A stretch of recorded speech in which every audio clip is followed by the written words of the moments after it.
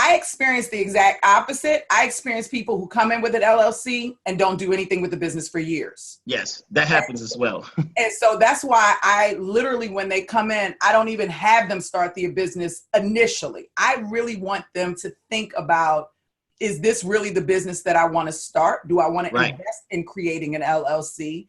Is this a business that I can actually do, that I can actually form?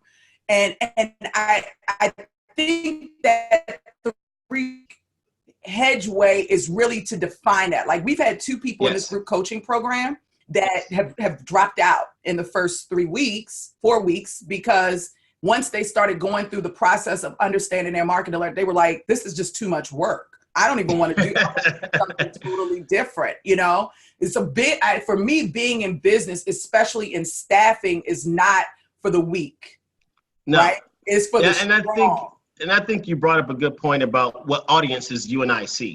See, I see people who are at a point when they call me that they're usually in business. I don't see people at the startup phase, because a person like you tells them they need an attorney.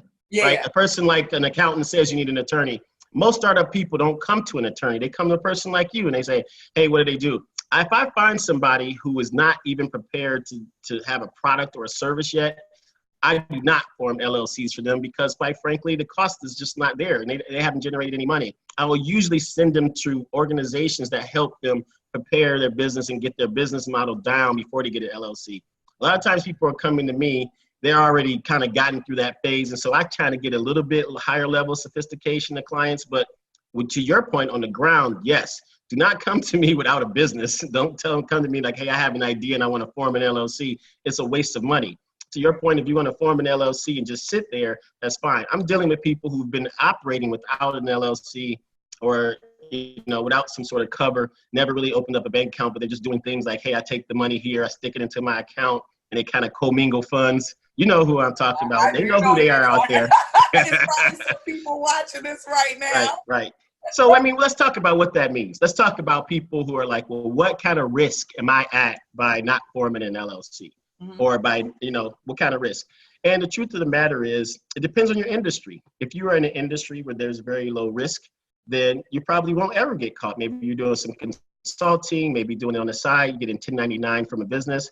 You probably aren't in a situation where you're going to have to worry about a whole lot of liability protection. And so you probably get away with it. But if you're opening up bars, restaurants, anything done with employees, et cetera, there's exposure there that you have to get that LLC formed. And so those are the ones I'm usually concerned about, to say, hey, let's move you out of this sole proprietorship state and move you into this LLC entity.